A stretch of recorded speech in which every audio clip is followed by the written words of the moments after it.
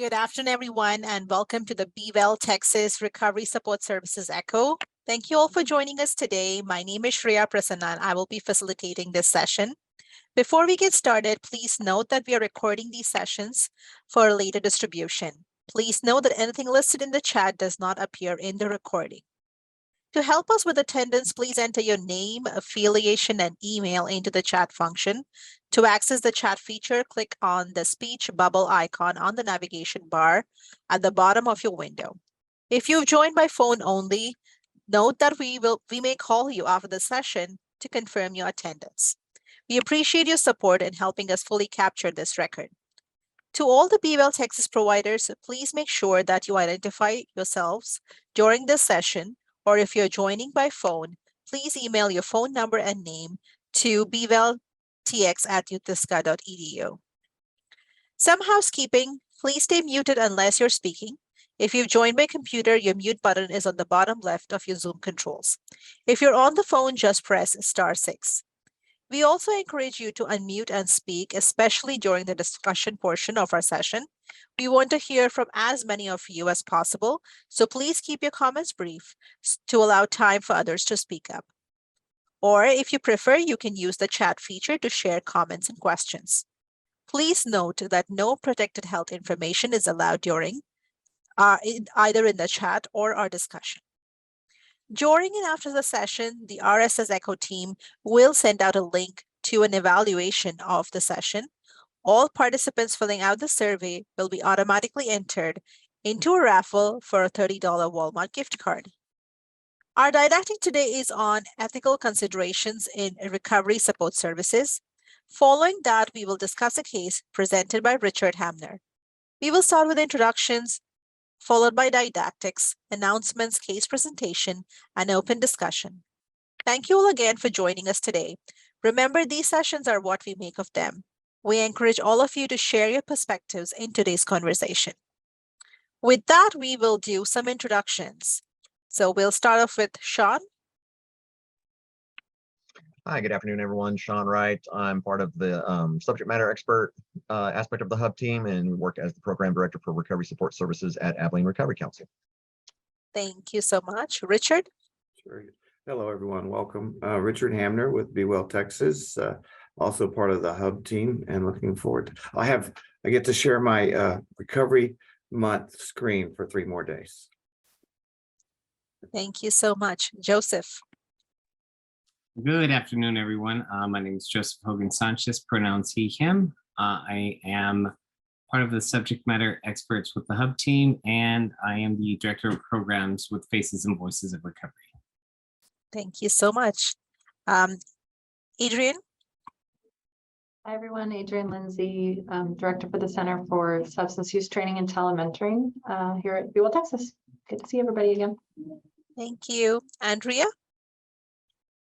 Hello, my name is Andrea Hamler. I'm a program coordinator for ECHO and for the CSTAT Institute. Happy to be here. Thank you so much. And with that, we'll get started with our didactics. Joseph, whenever you're ready.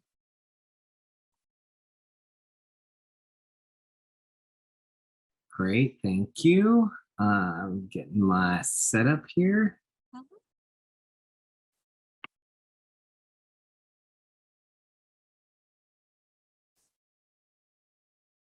Ta-da!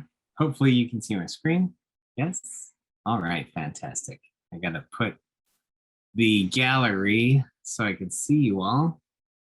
All right, so this was actually really kind of fun pulling these slides together around ethics. And I was thinking with it being Recovery Month, kind of thinking about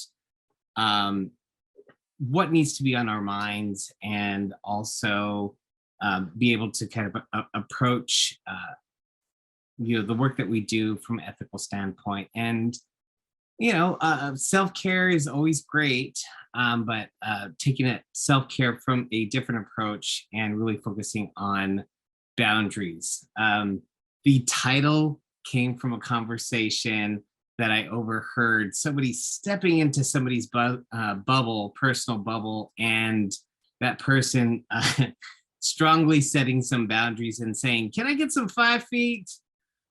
So that really resonated with me, and I remembered that, and so hence the title, Can I Get Some 5 Feet? Ethics and Personal Boundaries. So here we go, diving right on in. All right, fantastic. So of course, regular old disclosure. No relevant financial relationships, commercial interest to disclose. Hopefully at the end of this didactic, you'll be able to explain the different types of personal boundaries, identify your own personal boundaries, and describe ways to establish and manage boundaries. So first off, talking about some different ways that we see our circles, if you will, our types of relationships that we have. Of course, we have a relationship and we are in relationship with ourselves, our partner, and then we go out to our close friends, our family members, and then we have other friends, maybe acquaintances, they're not as close. We have extended family members, probably some folks that we see on holidays, or maybe cousins of cousins.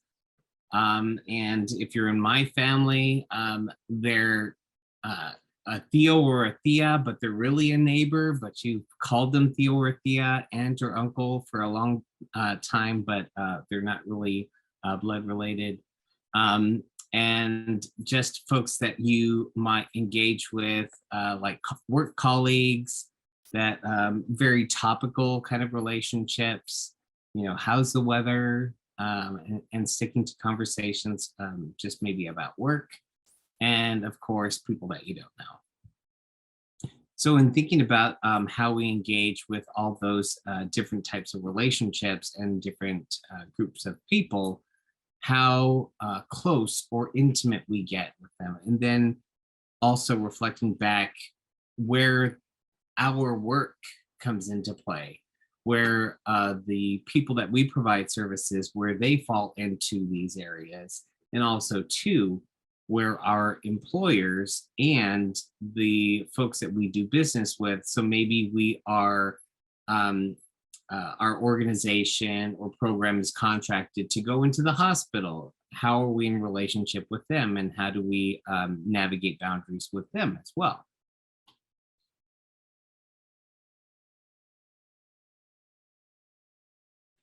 All right. So different types of boundaries. First off, we start with our physical boundaries, skin, touch, you know, whether we allow folks to touch us, like my significant other, my husband, of course, you know, I don't have that as hard set a physical boundary with him. But if you think back to the previous image with the kind of different circles and different relationships, the way outer circle, people I don't know, I don't want them coming up to me and touching me. No. So of course, you know, there is that boundary that I have with that person outside that I don't know versus a person, you know, really inside that image or those personal relationship circles that I do know and I do know intimately. You know, what kind of boundary I have. So those physical boundaries really provide a barrier between you and intruding force, if you will, like a Band-Aid protects the wound from bacteria. So those physical boundaries include your body, sense of personal space, sexual orientation, and privacy. These boundaries are expressed through clothing, shelter, noise tolerance, verbal instruction, and body language. So again, reflecting back to the title, can I get some 5 feet? Here's that body language again, extending the hand and the palm, talk to the palm. My mom still does that. It's adorable because she's in her 70s. Talk to the palm, mijo. Physical boundaries are really important. It's one of those first boundaries that we really set for ourselves. An example of physical boundary violation, a close talker. We know those close talkers. Sometimes maybe we've been guilty of being a close talker. Our immediate and automatic reaction is to kind of take a step back in order to reset our personal space. I think about some exercises around boundaries where they have people start off in 2 rows. We have 2 groups of people starting off on opposite sides in parallel rows facing each other. And then we have one group of people just standing there. And then the next group of people are instructed to take 1 step forward and then take another step forward and take another step forward very slowly. And you could see this group of people, their physical reaction, both their face and their body language really change. They start to either get uncomfortable and change their direction of where they're looking. They get giggly. They start to lean back a little. So you start to see that where this group of people's bubble starts to be bursted, if you will, as this group starts to move closer. Very interesting exercise to do. So when somebody steps into our personal space, of course, we feel this invasion of space, of personal space, but also of privacy. If the person continues to move closer, we might even move from physical to verbal, and verbally protect our boundary, telling them to stop crowding you or give it some 5 feet. Also looking at how the second, I wouldn't say bullet point, but the second line, I don't know if you're able to see my little arrow, but I'm kind of pointing at the words. The second bullet point line is words, how we allow people to talk to us, and what words that we allow them to use. So again, from a stigma reduction standpoint, even as peers working in the field, thinking about how in staffing circles, maybe we are in staffing circles with clinicians or doctors, and they're talking about a person receiving services, and they're referring to them as a a crackhead or a junkie, or no.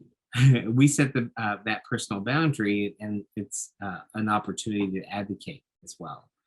And we wouldn't want those words to be used towards us as well. So opportunity to little a, advocate for the individual receiving services, but also to big A, to advocate for language change across the board, but also to how people talk to us as peers.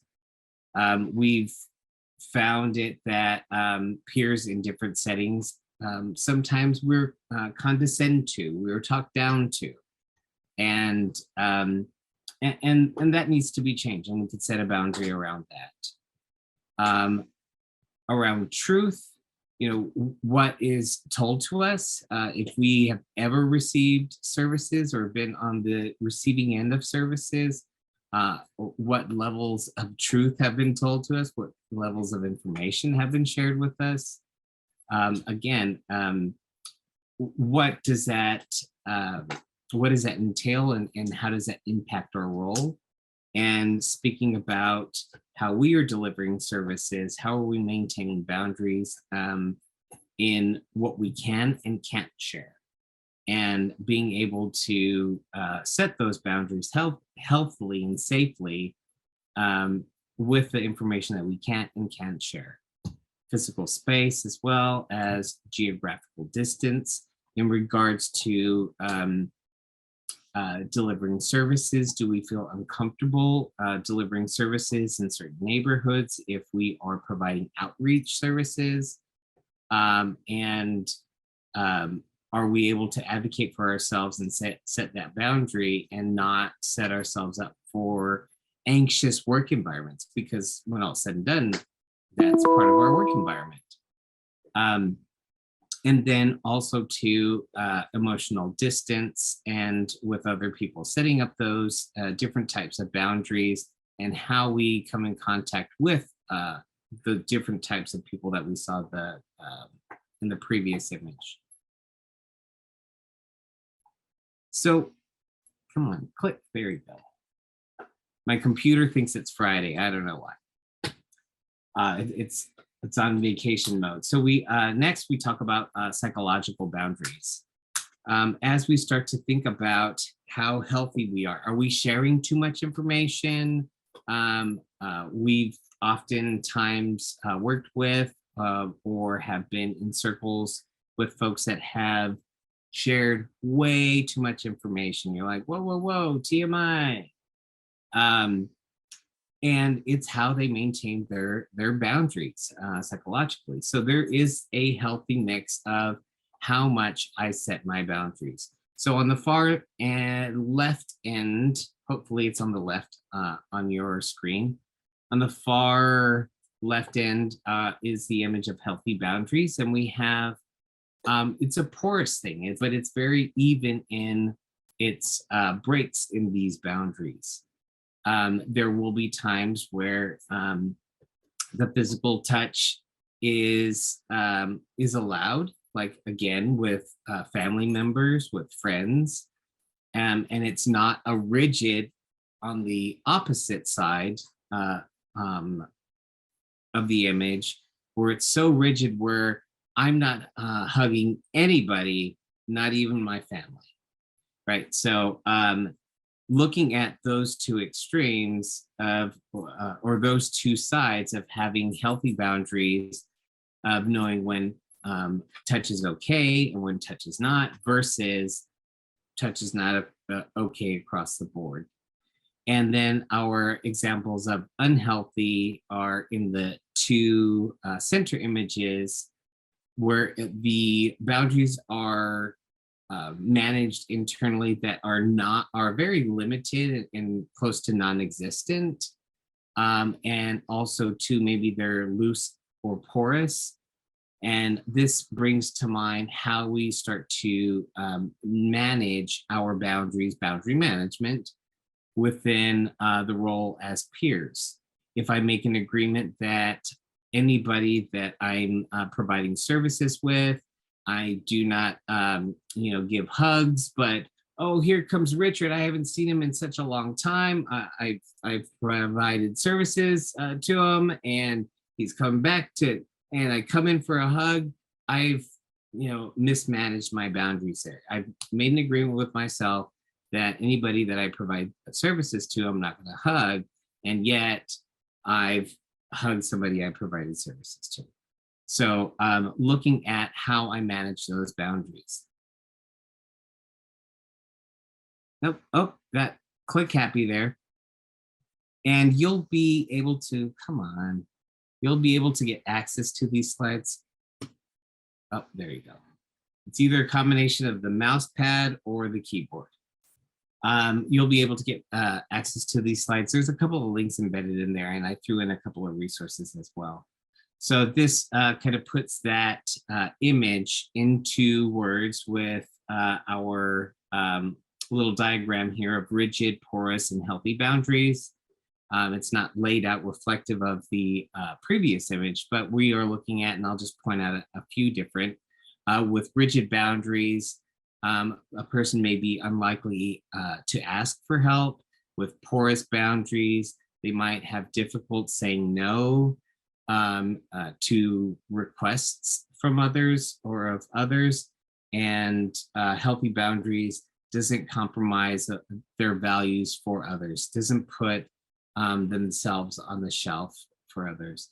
Looking at this chart and how we are able to root ourselves in our values and our beliefs, but also to our values and our ethics that we sign off on within our role as peers, and to say, yes, I can do this. No, I cannot do this, and be confident in stating those boundaries as well.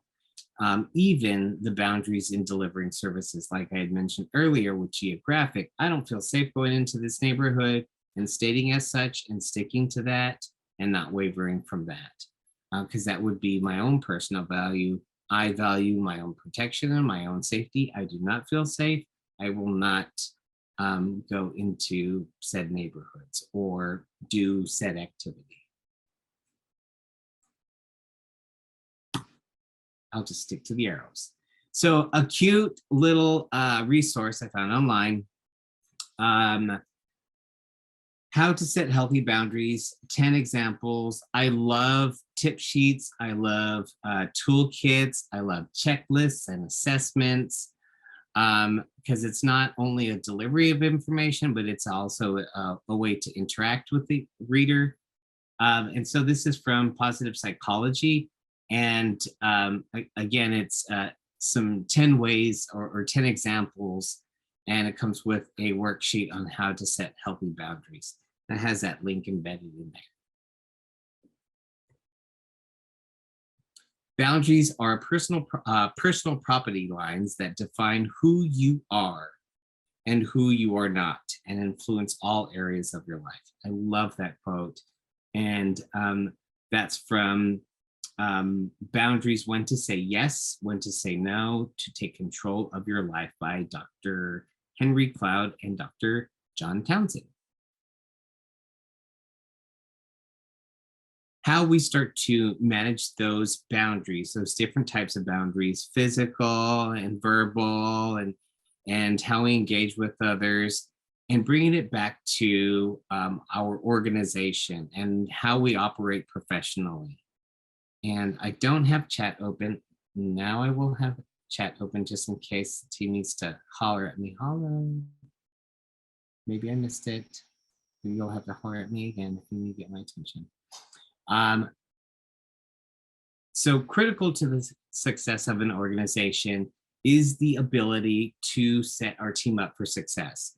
And the organization is responsible for that, but also too, the peer providing services is responsible for themselves as well in setting those boundaries with the organization. Because what we've often found is that sometimes organizations kind of take an add-a-peer approach, and they may not be fully aware of how we are supposed to operate ethically or what our role is, and they may ask us to do, something that is beyond our ethics or outside of our ethics or outside of our role, and it's our opportunity to set a little healthy boundary there. And within the organization to help assist through appropriate and effective supervision, so that that supervisor can back up that peer providing services in those boundary areas or those areas of boundary. So what's the organization's role? The organization needs to be able to assist in navigating those areas because sometimes they're very blurry. And as peers, it could be, we could be focusing on specifically our code of ethics and may be okay. But remember, when we're talking about ethics, it's not just about our personal ethics and our certification code of ethics, but also too, laws in general. Is something legal? And so looking at all the different factors that that are in play in the situation. We need to think about where our organization, if they are in this zone of helpfulness, are they helpful in helping us decipher and navigate areas where we have to manage these boundaries or might be in kind of choppy waters? Are they under involved? Do they not know how we are operating? Are they not familiar with our role? And it's not I mean, we have to an extent some responsibility in kind of educating our team, but it's not all the weight is not on us in educating, our employer and the organization around what our role is. So it shouldn't be all landing on us. Just FYI, skis. Are they over involved? Are they micromanaging? Are they all up in our mix and don't even know the flavor? Come on, like, are they over involved? Are they overstepping? Are they micromanaging so much so that it is getting in the way of us doing our job? Again, oftentimes we found that it is organizations that aren't completely familiar and with the role and the responsibilities and even their hiring practices. If you hire a peer and you know that they're trained and you've done your due diligence and background and all that jazz, then trust us to do our job and check in. And this is where we live in this zone of helpfulness. Check in through appropriate and effective supervision. And as our side of the street as peers, it's up for us to bring these some tough situations and even questions up for discussion in supervision, be it group or individual, so we can get this adequate guidance if we need it. Common challenges that we see in the field: dual relationships. When we have folks that are providing peer recovery support services, but also to exist within the recovery community and may act more as kind of friends and are engaging more kind of friendly like in the recovery community, and then go into kind of business mode in peer recovery support. Those dual relationships can kind of, walk that fine line. When almost close to time, I'm almost done as well. It's fantastic. So being mindful of that and how to navigate those relationships. So being cognizant that these are some of the common challenges: dual relationships, value conflicts, my personal values versus the organizations or versus the organization that we're contracted to do business with, compassion fatigue. In general, in the substance use and mental health field, we are the most burnt out and compassion fatigued. And so being mindful of that and being able to set that boundary and say, okay, it's quitting time. I'm quitting. I'm stepping away. You will not be able to get a hold of me. The most, what is it? That saying, no is a complete sentence. Right, and that's powerful. Playing the hero role, we cannot save everybody, and as a matter of fact, we're not in the business of playing superhero and saving. We're in the business of playing super supporter. So we're there to support somebody in their pathway and what it looks like to them, what success looks like.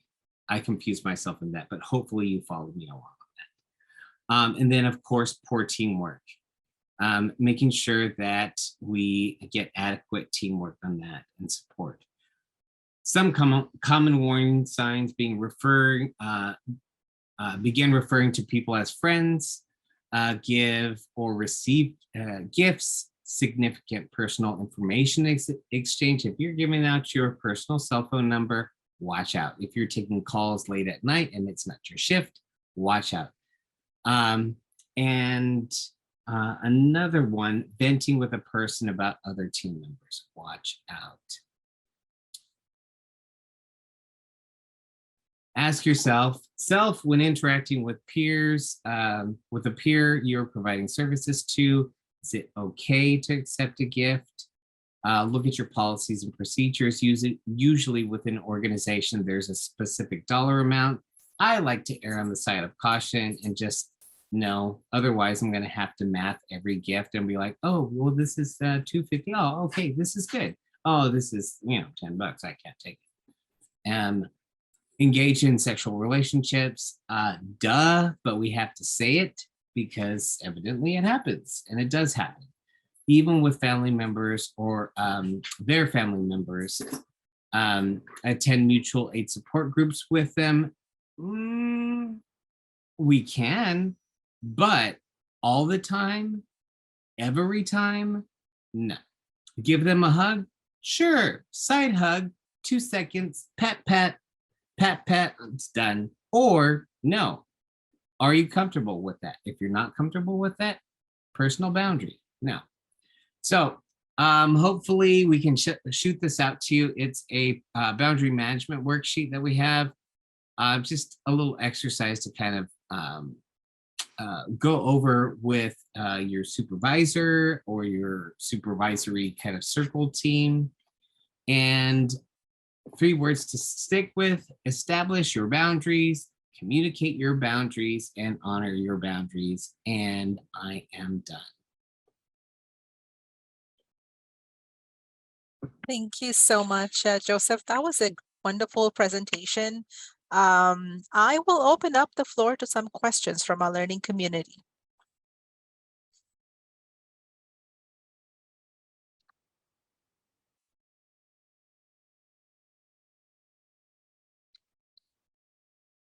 I wonder if somebody in this group has experienced such issues that he spoke about, and how you dealt with it. Maybe you can share some insights.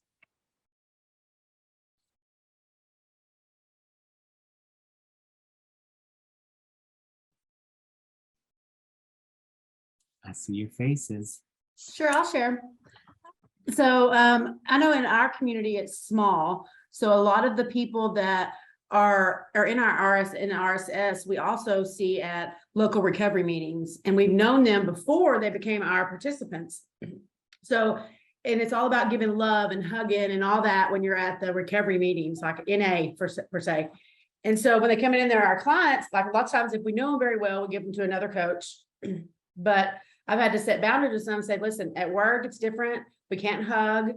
I still care about you, and I'm willing to work with you, but we just have to, our boundaries are different. And so I just immediately have to set those boundaries with them and let them know we can't be friends on Facebook anymore. I mean, that's just our rules here.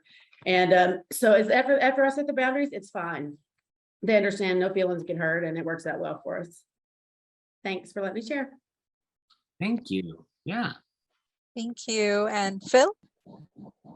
Yeah, so I had 2 things. One is, one of the things we talk about with coaches is I always try to ask, when we, especially in the long-term relationships with peers, is what's the difference between friendly and friend? What are those questions we ask ourselves that determines that? Are we going out to eat meals with their family? Are we visiting with their family on holidays? Are we going to meetings with them outside of our work hours? Not just are we going to meetings with them and is that appropriate, but are we going to meetings outside of work hours with them? So what's the difference between friend and friendly? Because to be, we expect to be friendly with our peers, but we shouldn't be friends. And I just want to throw that in. The other thing I wanted to ask was, you hear this, somebody, maybe they get incarcerated or they're unhoused or they're doing great for a while and they disconnect from their coach and they come back through and say get entered in another program, and then they go to hug or they go to a meeting and my last coach used to do that. Why don't you? So anyway, I just want to throw that out there because these are things that we talk about, that we see. Thank you, Phil. And it's good seeing you, Phil. Hopefully you're not driving. I'm not. I'm out trying on suits for the ARCO conference next week so I can look nice. Nice. Good. Because I was going to say 10 and 2. Keep your hands on 10 and 2 while you're driving. Yeah. So when we start to hear or receive feedback that a previous recovery support provider had done this or that, where are we in ethically, investigating that or reporting that if that peer possibly had breached any kind of ethics. And this is where, again, it's an opportunity, and hopefully you have the adequate support in way of supervision, and bringing it up for discussion and supervision, and saying, well, I don't know, but because oftentimes I found myself in a pickle where somebody is saying that so-and-so peer did this and that, and I just happen to know the peer because I've trained a good majority of peers in the state of Texas. And the person's like, oh yeah, no. This person is just all kinds of full of it. And I'm like, oh, checks out. Thank you so much. And now we'll move on to our announcements. Echo IT, if you could please bring them up. Thank you. Be Well Texas is a welcoming environment with caring professionals who are ready to help people start or continue their journey towards recovery. Be Well Texas is committed to expanding equitable access to compassionate, evidence-based treatment and care for SUD throughout Texas. Next slide. Recovery Support Services is a program which assists with determining and addressing needs or gaps between current services and condition and desired conditions and outcomes.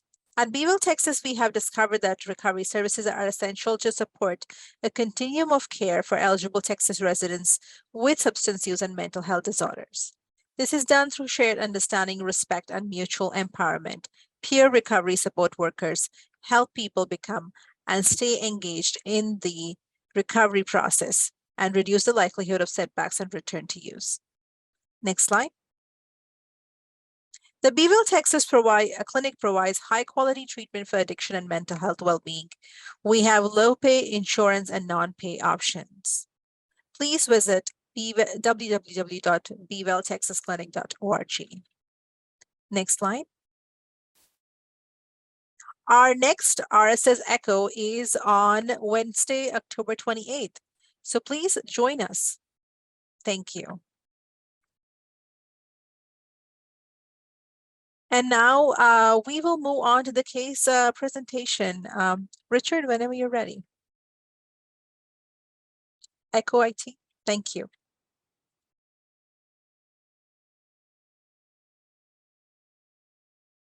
All right, there we go. Anyway, hello everyone. Thanks so much. Appreciate that, Joseph. Appreciate on ethics. Yeah, so I have a case that I want to present. This is an individual that I've known for a long time, worked with for a long time. So he doesn't live in Texas any longer. But anyway, so I want to kind of get to, he's 50 years old.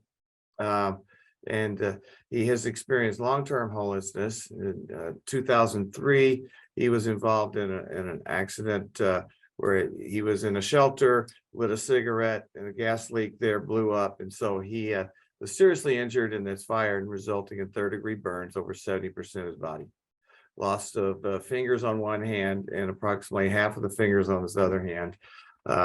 He's divorced and currently living in recovery housing with limited work opportunities due to his health conditions and challenges that he has with his physical condition. He could experience a reduction in, another concern is that he could experience a reduction in monthly support based on restrictive income allowances that he gets both with the settlement on the instant and Medicaid benefits that he also receives, or disability, I believe it is. He describes success as a person in recovery. He's identifies as a person in recovery from alcohol use and a 12-step program of AA. He sees it a restored relationship with his mother. He was adopted by his mom and dad. Later, he was like 8 or 9. I think he was in a boys' home at the time. And one of the issues there with his mother was that there was kind of a inappropriate sexual relationship, incestuous kind of thing from the time he was 14 to 18 with his mom. And so he since is really struggling with that. And he wants to live independently in his own home. So that's how he sees the success. What obstacles does he have? Well, he has many. He's physical and health limitations. He's reluctant, very reluctant to seek mental health efforts, but he's definitely self-diagnosed as depression, and I would confirm that. He's lack of motivation with feelings, low self-worth and value. He doesn't really know his purpose or why he's here. He describes an inability to recognize his purpose as an obstacle to recovery. And then physical discomfort and desire to self-medicate has prevented successful recovery.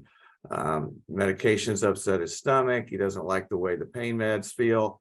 So he's reluctant to do that. But then, of course, he goes towards drinking for the comfort and also dependence. He loses control and is unable to regulate his intake for alcohol. And he recognizes his support group is a benefit, and he likes he has a sponsor, he likes his sponsor, but he doesn't fully engage, and he's just, he spends some time with his mutual aid group. He's in and out of those meetings. Now, what does he have in his recovery capital? He's bright. Probably, I think at one point he has a genius IQ of 160 something. So he's well spoken, has a bachelor's degree in English, is living in recovery home with others who have the same primary goal of just recovery from substance use and mental health issues. He has developed some relationships with some of the people in the recovery community and draws some support from them in his recovery efforts. He has transportation, he has access to a local community, and he has sufficient income to maintain the basic needs of housing, food, and community. So what are some options, some things that we've talked about? Based on his description of success, his restored relationship with his mother, living independently, and abstinence from alcohol, we've discussed his continued involvement with his recovery support group, volunteering services, using his skills that he has, using his education to help others with English or Spanish. Spanish was his minor in school, and visiting and working with recovery community organization in that community has many resources available and relationships and just a lot of things going on there. So in regards to establishing a relationship with his mother, we continue to discuss and keep moving forward towards setting goals and some accomplishments. What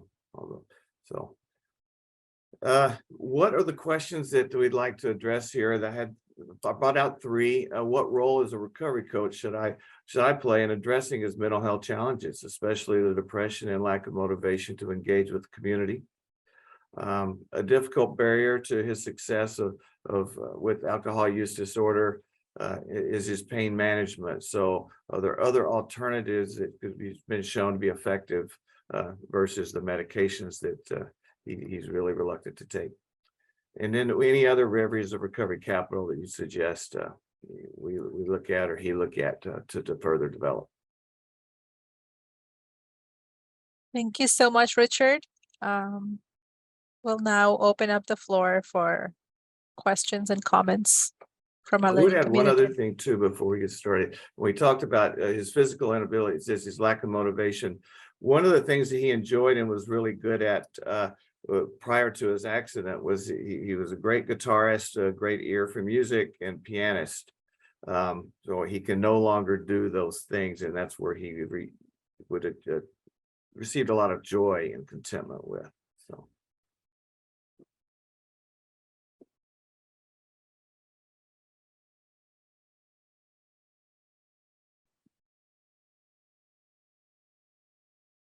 I'm glad that you added that last piece, Richard, because I think that really is significant. There's so many great strength-based things I think identified in that case, but certainly, we often talk about the value of helping people strive for or develop for themselves that quality of life. So it's less about just the using, not using. It's more about building that quality of life. And maybe you've reached this point where you don't feel the need to self-medicate with certain things, or you're changing your relationship with certain substances, at least whatever that looks like for the peer. But certainly that sense of purpose and finding things that bring them joy is a big part of that conversation. But then if you have this physical aspect that has really kind of limited that to an extent, just realistically. I think that presents a whole new challenge in itself. So I'd be interested to see what some of our participants here think about that and how they would approach having that conversation. Great points. Thanks, Sean.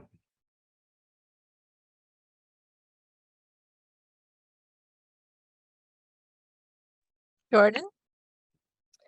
Yeah, I wanted to ask if he has gotten involved or could get involved, if he has a local center for independent living, if he's outside of just substance use recovery, if he has also connected with like his local disability community, and been able to connect with other people who can understand how that accident and the subsequent disability has, impacted him and continues to impact him. I know it can be very common for people who develop a disability later in life to go through a process and a period where they grieve their old body and their old life. And so it can be important that he also has access to a disability community, and connecting with a resource like the Center for Independent Living could go a long ways in establishing some permanent, sustainable housing for him moving forward. Thank you. Great. No, he actually has not, to my knowledge. If he has, it's never come up. Right. So no, that's great. Thank you so much. Brett?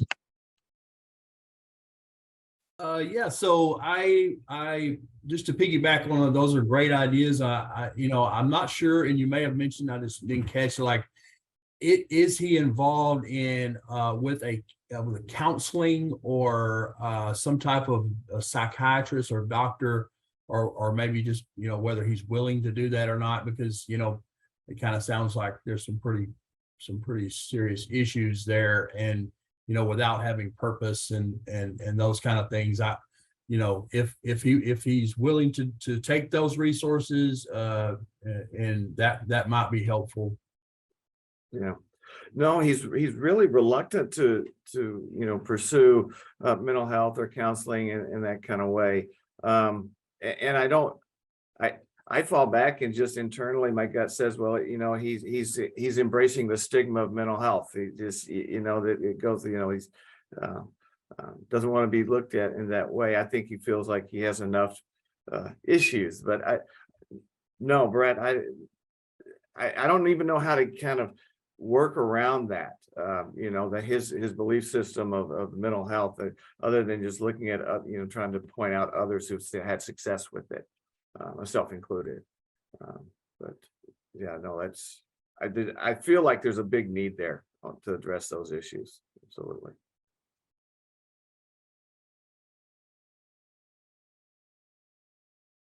Gloria? Yeah, I was thinking about the pain management, like maybe exploring holistic ways of managing pain. I don't know if he has like the funding for like acupuncture, or if there's any kind of clinics, where he could access those type of modalities. Nutrition plays a big part in mental health and well-being, as well as, just getting proper sleep.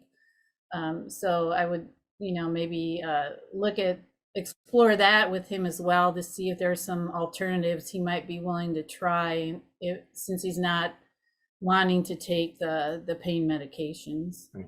Oh, thank you. Lindsay?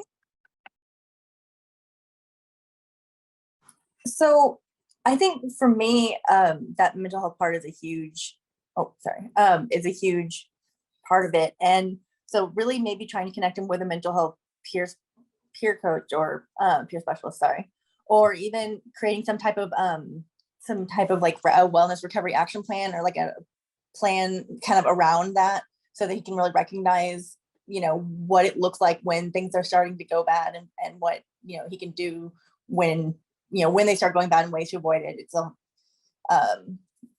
It's just kind of like nice to have that support and have it written out on paper so we can see it. Yeah, good point. And I see a comment from Jordan in the Yes. chat about more resources for disability support. Thank you.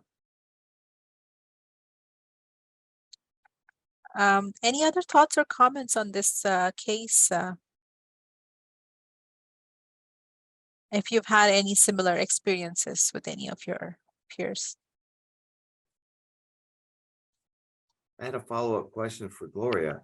And she was talking about the acupuncture and that kind of thing. Is that generally covered with Medicaid or there's an insurance coverage? I'm not really Mhm. sure about Medicaid. I know that like Blue Cross Blue Shield, I think they cover some acupuncture and more, you know, contemporary, or what do they call it, holistic modalities, treatments, like even, you know, massage, or if he's not able to use his hands because of the burns, you know, maybe if he hasn't worked with a physical therapist or an occupational therapist, you know, that might be helpful. And I was also thinking about the music. You know, there are other ways to express yourself musically without using your hands, like singing, or maybe you could get a harmonica that goes around your neck and play a harmonica. I mean, just some ideas. No, it's You great. know, if music is really his passion, or what really, you know, lights him up. Yeah, I'm not sure about the insurance though. Yeah, it might be something to explore. Great. No, thank you. I don't know. This is something that I have seen. I'm not sure if it's available in his community, but something to explore. There's a lot of therapy with music that they do, you know, drum circles and things like that, which has a community aspect to it, which also brings him closer to people who are interested in similar, just expanding beyond his regular community, right? And giving him more purpose. So I don't know. Sean? Great Let's say- ideas. Yeah, go ahead. Sean, you had a thought? Oh, no, I was actually just fixing my hat, but I will Oh. expand on what you were just saying. But we have something here in Abilene that's similar to what you were just describing. So it's a lot more of a holistic type program. So people that are wanting to avoid medication or use some, but not other stuff like that, they do find that places like that. So whether it's the burning sage or it is the drum circles or the sound baths and things like that are something that they find very therapeutic and helpful for anything from anxiety to depression, and you know the list goes on and on. So yeah, it's nice to be able to pursue those and see where those are at in our communities, and certainly make sure that we have those in our resource guides.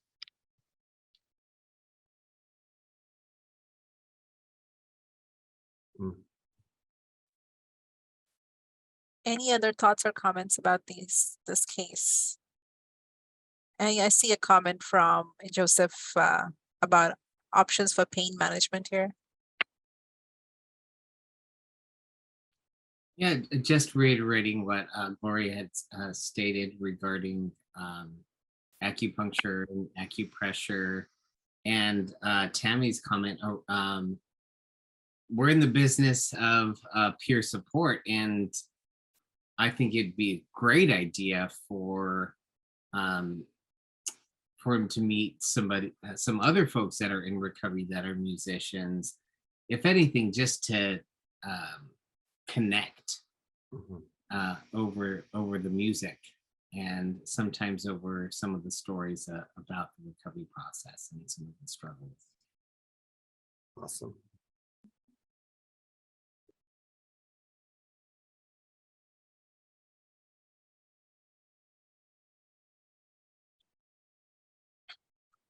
Richard, did you have any other questions for our learning community that we could touch upon? Yeah, I think that good ideas on the first two questions, especially. I'm wondering if there are any other thoughts on recovery capital that might be something he could pursue and help build, to help maybe, I think counseling and all those things too, but to kind of help build some value, some self-worth, some efficacy, self-efficacy, and his abilities to do other things. It's like, if there are any other thoughts there, I didn't know.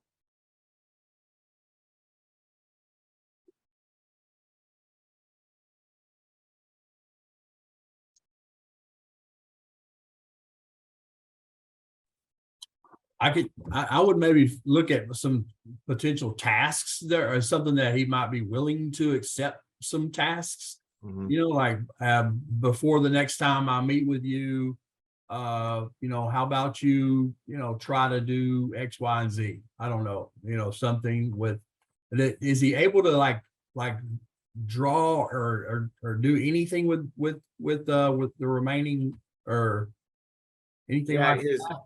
yeah his offhand, right? He has like about half of his fingers on his offhand, so he has a little bit there, and but yeah, I mean he's still able to grab a cigarette and light it, right? So Yeah, so maybe he could, you know, if you gave him like a little, like, you know, if he's willing and able, you know, it's like, Right. you know, hey, next time, you know, would you mind, you know, maybe trying to draw me something, you know, try to draw like something like draw your feelings on paper or anything like that. And then, you know, next time you meet him, you know, and encourage him in that way and, you know, say, oh, wow, that, you know, is really, you know, just give him like a little small thing to begin with. And then, you know, maybe that could make him, you know, encourage him to do more and kind of get a good feeling of positive feedback and encouragement. oh, that's great. Small steps. Yeah. On that note, why don't we move on to the summary? Sean, if you'd like to summarize the recommendations. Sure, yeah. So I think it was a great session today, everybody. And so thank you for your thoughts. Great conversation from Joseph around the boundary and ethic topic, and certainly provide the reminder of the importance of considering physical space and verbal and psychological boundaries, all these things. The importance of the organization kind of setting the tone for that and being available to not only role model that, but support peers doing the work and being mindful of those boundaries. And some great common challenges that he presented to specific to the case that was presented. Very strength-based approach, a lot of good recovery capital that existed, but then also a lot of recovery capital that at some point went along the wayside because of the traumatic injury. But some great suggestions as far as disability support, addressing the mental health aspect of things, whether that's therapeutically or going through a more holistic modality type approach, physical therapy, occupational therapy, and acupuncture, and some really great suggestions there, finding other ways for him to be able to embrace and express his joy for music. And one thing that kind of came up to me, or to my mind at the last second, was also, I wonder if there's a way for him to find a way to find or to be able to express whatever an interest might be, but then also to find a way to do that from like a voluntary role. Like is there a way to connect both of those things to where he has that sense of purpose, and it just happens to be something he just naturally enjoys anyway. And what does that look like? So some great thoughts, some great suggestions. And Richard, again, thank you for a great case. Lots of really neat, unique aspects to that we don't often come across. So that was really great. Thank you. Thank you so much. Thank you, everybody, for joining us for today's session. This was a great discussion. Our next session is on Wednesday, October 26th. Please do join us. Have a wonderful rest of your day. Thank you.